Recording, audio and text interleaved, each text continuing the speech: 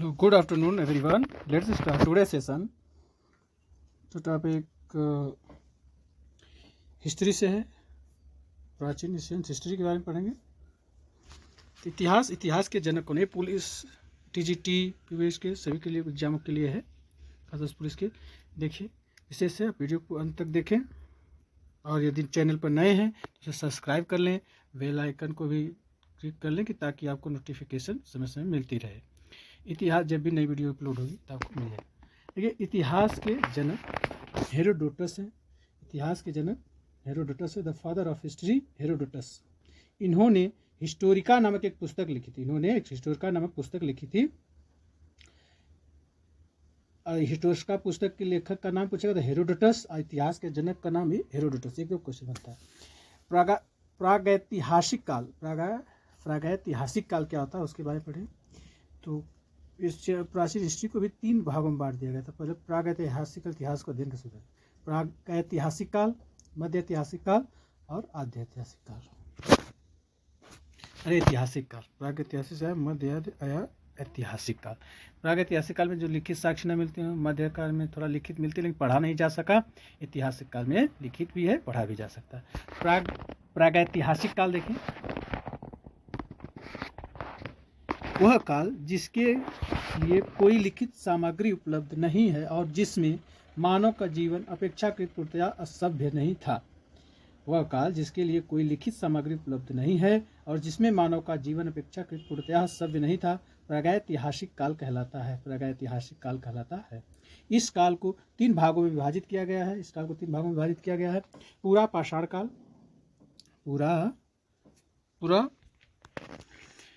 पूरा पाषाण काल अज्ञात वाले 10,000 ईसा पूर्व तक, मध्य पाषाण काल 10,000 ईसा पूर्व से 4,000 ईसा पूर्व तक, और नव पाषाण काल है जो 4,000 ईसा पूर्व से 2,500 ईसा पूर्व तक।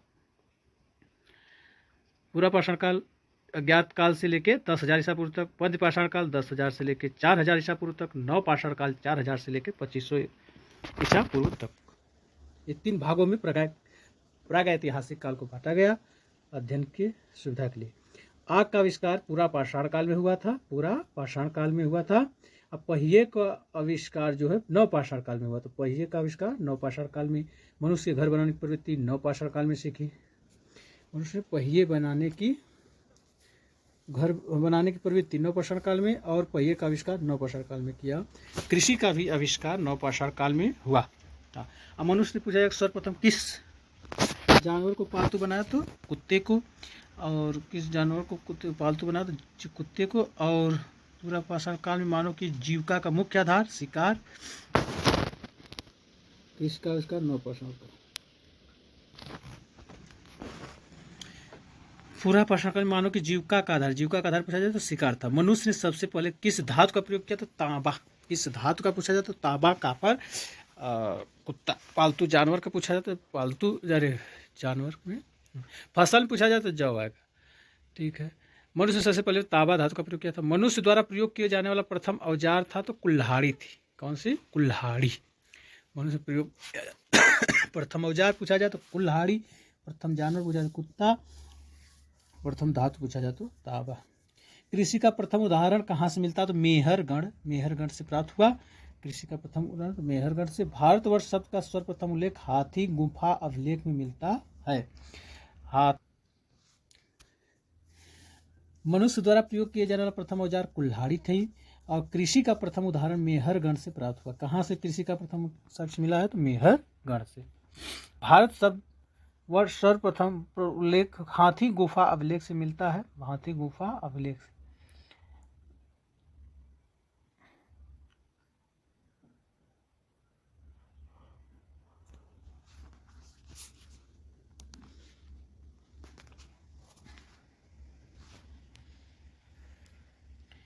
ठीक है। तो भारतवर्ष शब्द का प्रयोग कहाँ मिलता है? तो हाथी गुफा अभिलेख से मिलता है। मनुष्य द्वारा बोई गई सबसे पहली फसल कौन थी? तो जौ या यौ आता है संस्कृत में, जौ। तो सबसे पहले बोई गई फसल जौ या यौ थी। जिन सिक्कों पर लेख नहीं है और उन पर जो चिन्ह बने हैं उनका ठीक ज्ञान नहीं है, तो उस सिक्के को आहत सिक्के कहते हैं। उन सिक्कों को आहत सिक्के कहते मनुष्य द्वारा बोई गई सबसे पहली फसल जौ या यव थी। जिन सिक्कों पर लेख नहीं है और उन पर जो चिन्ह बने उनका ठीक ठीक ज्ञान नहीं है, ये सिक्के आहत सिक्के कहलाते हैं। रोमिला थापर के अनुसार लोहे का उपयोग 800 ईसा पूर्व के में आरंभ हुआ था। रोमिला थापर नाम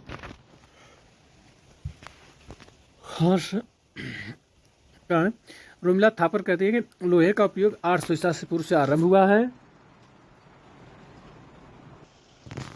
रोमिला थापर के अनुसार लोहे का उपयोग 800 ईसा से पूर्व हुआ था, से आरंभ हुआ था। प्रमुख वेद। भारत के सबसे प्राचीन ग्रंथ कौन है? वेद। वेद का शाब्दिक अर्थ है ज्ञान। वेद का शाब्दिक अर्थ है ज्ञान।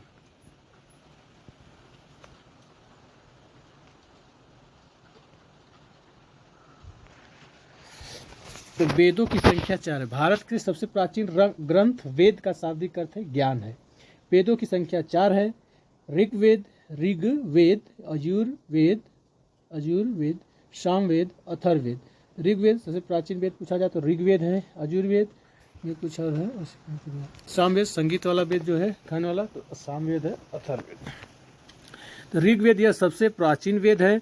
इसमें 10 मंडल पूछता है, तो कितने मंडल हैं टोटल? 10 और 1028 सूक्त तथा 10,462 ऋचाएँ हैं।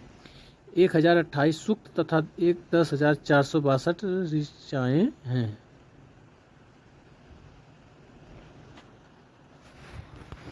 हो गया। तो ऋग्वेद यह सबसे प्राचीन वेद है। 10 मंडल, 1028 सूक्त है। 1028 तथा 1046 ऋचाएँ हैं। 10,462 ऋचाएँ हैं।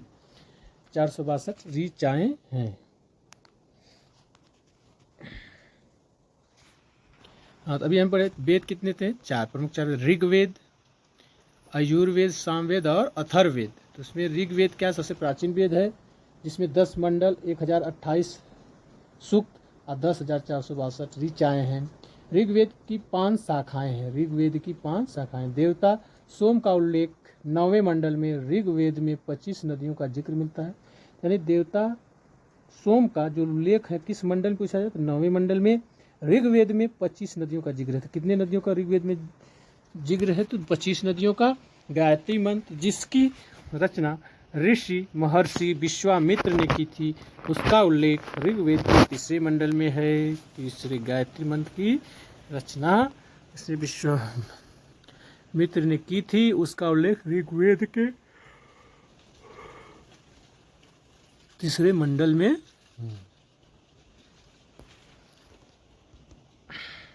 गायत्री मंत्र का उल्लेख ऋग्वेद में है तथा यह सावित्री को समर्पित है।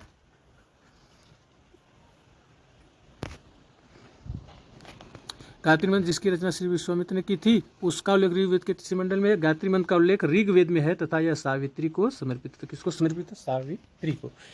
ऋग्वेद में उल्लेख है। ऋग्वेद के 7वें मंडल में राजा सुदास तथा 10 अन्य राजाओं के बीच युद्ध वर्णन है।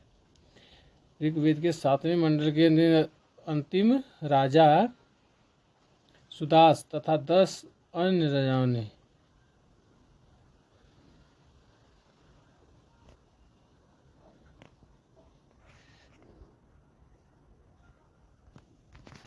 गायत्री मंत्र जिसकी रचना श्री ऋग्वेद के 7वें मंडल में राजा सुदास तथा अन्य राजाओं के बीच युद्ध का वर्णन है। इस युद्ध में राजा सुदास की जीत हुई। यह युद्ध परुषणी नदी के वर्तमान रावी नदी, परुषणी नदी को अब वर्तमान में रावी नदी कहा जाता है, इसी के तट पर लड़ा गया था। राजा सुदास और अन्य राजाओं के बीच युद्ध का वर्णन है। इसमें राजा सुदास की जीत हुई कि हार गए थे। वर्तमान रावी नदी तट के नीचे।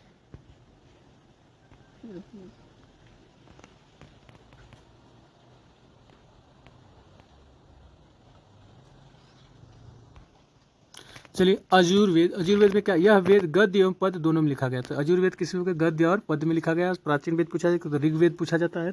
और 10वें और 9वें मंडल में क्या? सोम देवता किसको समझते? 9वें मंडल में है। अग्नि का 250 बार हुआ जिक्र हुआ, ये सब देखना। इसके 2 भाग होते हैं, कृष्ण अजुर्वेद और शुक्ल अजुर्वेद। अजुर्वेद के 2 भाग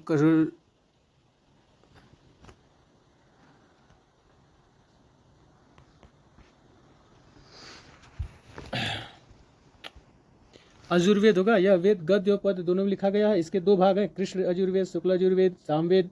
अब सामवेद देखो, इस वेद में संगीत की जानकारी मिलती है, इसलिए इसे भारतीय संगीत का जनक कहते हैं। ये सामवेद, इस वेद में संगीत की जानकारी मिलती है, इसलिए भारत का संगीत जनक कहते हैं, भारतीय संगीत का जनक कहते हैं। सामवेद में कुल 1549 ऋचाएँ हैं, यानी 1549 ऋचाएँ हैं, जिसमें मात्र 78 ही नहीं हैं, शेष ऋग्वेद से ली गई है।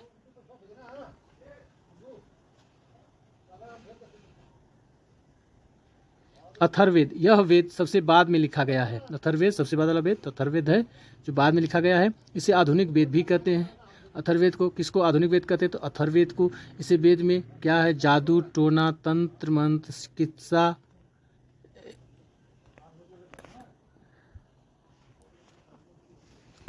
आधुनिक वेद अथर्ववेद, सबसे बाद वाला वेद अथर्ववेद। इसमें जादू टोना तंत्र मंत्र चिकित्सा विवाह और तथा प्रेम का उल्लेख इसमें है। जादू टोना तंत्र मंत्र चिकित्सा विवाह तथा प्रेम का उल्लेख इसमें तो अथर्ववेद में है। अथर्ववेद की 9 शाखाएं हैं। अथर्ववेद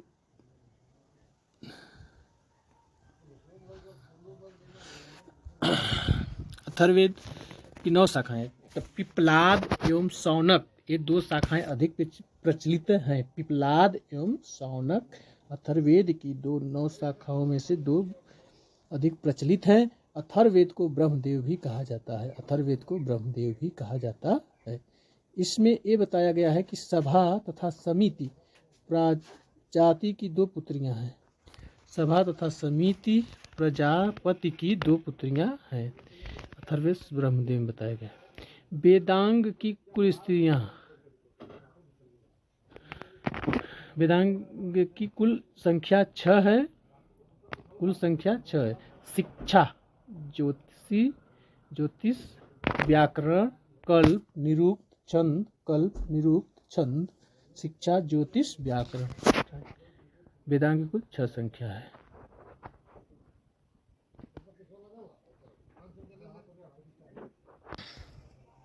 शिक्षा, ज्योतिष, व्याकरण, कल्प, निरुक्त, छंद। पुराणों की कुल संख्या 18 है। पुराणों की कुल संख्या 18 है। पुराणों के रचयिता लोमहर्ष और उनके पुत्र उग्रश्रवा हैं। पुराणों के रचयिता लोमहर्ष और उनके पुत्र उग्रश्रवा हैं। पुराणों में सबसे प्राचीन पुराण मत्स्य पुराण है। पुराणों में सबसे प्राचीन पुराण मत्स्य पुराण है। वर्तमान उपलब्ध पुराण गुप्त काल के आसपास के हैं। वर्तमान उपलब्ध पुराण गुप्त काल के आसपास के हैं। विष्णु पुराण का संबंध मौर्य वंश से, मत्स्य पुराण का सातवाहन से तथा वायु पुराण का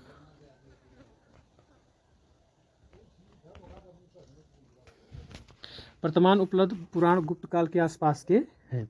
विष्णु पुराण का संबंध मौर्य वंश से है। विष्णु पुराण का संबंध मौर्य वंश से। मौर्य वंश का संबंध किस पुराण से? तो विष्णु पुराण से।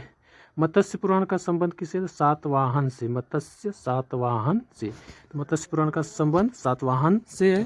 तो वायु पुराण का जो है, वायु पुराण का संबंध गुप्त वंश से है। वायु पुराण का संबंध गुप्त वंश से है। का संबंध गुप्त वंश से है। उस मत्स्य का सातवाहन और गुप्त काल का पुराण से। अर्थशास्त्र के लेखक चाणक्य हैं। इन्हें विष्णुगुप्त तथा कौटिल्य के नाम से भी जाना जाता है।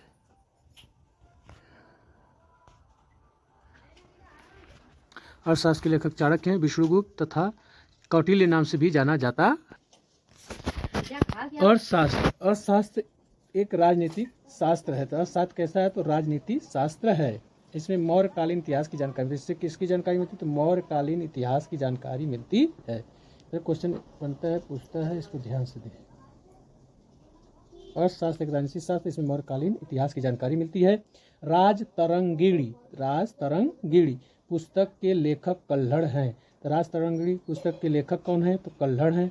कल्हड़ द्वारा रचित कौन सी पुस्तक है? तो राजतरंगिणी। दोनों क्वेश्चन बनते हैं, इससे पूछना एकदम पॉइंट एक है, बहुत अच्छे से है। आप ध्यान से बस सुनते रहिए, याद हो जाएगा प्रैक्टिस। इस पुस्तक में कश्मीर के राजाओं का इतिहास है। इस पुस्तक में कश्मीर के राजाओं का इतिहास है। किसमें कश्मीर के राजाओं का इतिहास है? राजतरंगिणी में। इसके लेखक कौन है? कल्हड़ जी।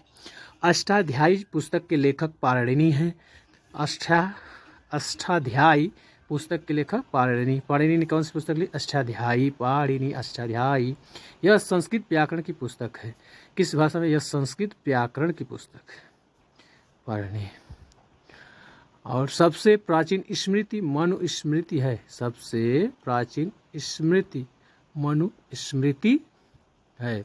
इसके लेखक मनु हैं। सबसे प्राचीन स्मृति पूछा जाए तो मनुस्मृति है। क्वेश्चन बनता है सबसे प्राचीन में स्मृति तो मनुस्मृति। और इसके लेखक कौन है? तो मनु है। मनु है। जैन साहित्य को आगम कहा जाता है। तो जैन साहित्य को क्या कहा गया? जैन साहित्य को आगम कहा जाता है। जैन धर्म का प्रारंभिक इतिहास कल्पसूत्र नामक पुस्तक में